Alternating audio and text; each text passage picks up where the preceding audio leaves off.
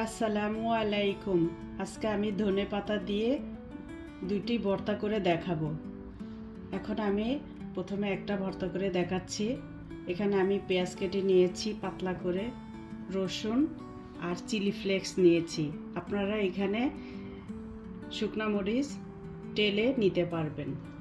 এখন আমি এখানে স্বাদ মতো লবণ দিয়ে দিলাম।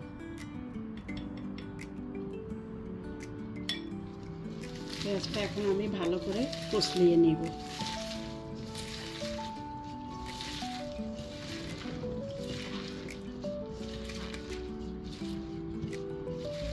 রসুনটাও এখন এভাবেই কষলিয়ে নিতে হবে।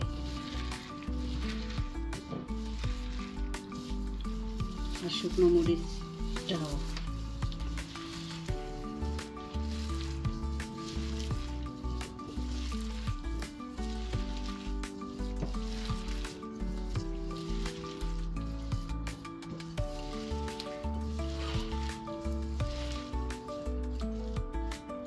এখন আমি দিয়ে দেব ধনে পাতা। ধনে পাতা আমি ধুয়ে কেটে নিয়েছি।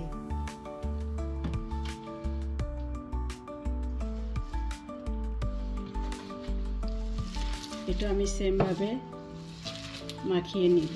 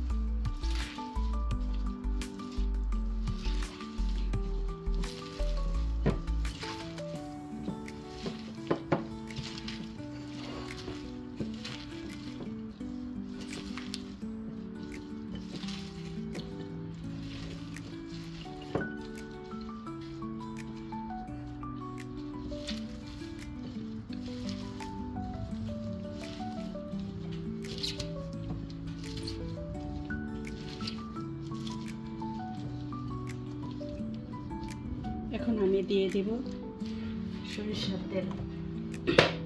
এখন আমি দিয়ে দিচ্ছি সরিষার তেল।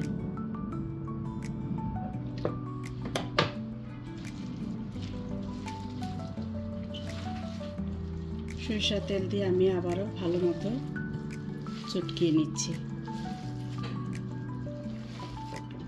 এই তো আমার হয়ে গিয়েছে ধনে পাতার ভর্তা।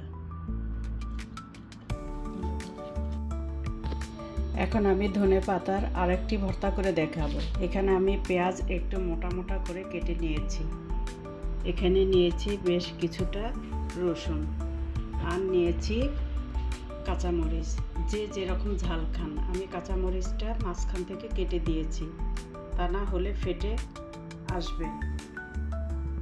এখন আমি এটা তাওয়াতে বসিয়ে পুড়ে নেব। চুলোর জালটা আমি ধরিয়ে দিয়েছি এগুলো পুড়ে নেওয়ার জন্য। এখন আমি এপিট ওপিট পুড়ে নিব। এখানে আমি কোনো তেল ব্যবহার করব না। এতে পেঁয়াজ মরিচ রসুনের অথেন্টিক গ্রামটা থাকবে, তাই আমি এখানে কোনোই তেল ইউজ করব না। পেঁয়াজটা আমার এক পিঠ ভাজা হয়ে গিয়েছে।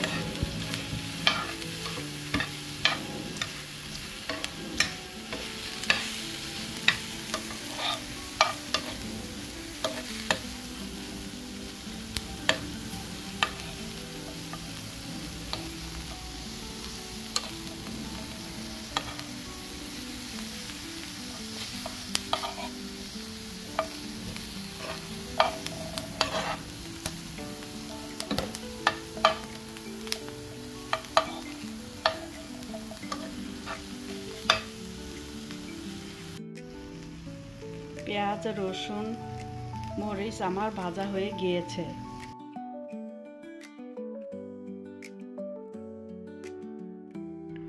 ধনে পাতা আমি ধুয়ে ছোট ছোট করে কেটে নিয়েছি। আর লাগবে এরকম একটা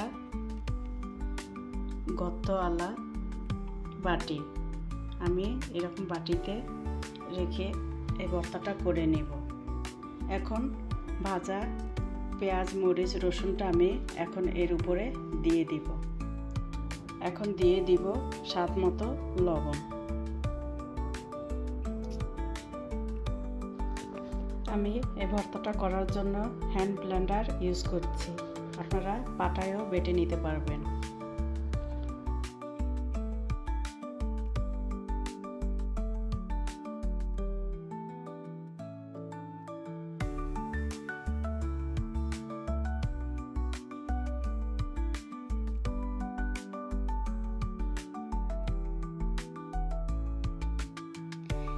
এই তো আমার ভর্তাটা রেডি হয়ে গিয়েছে।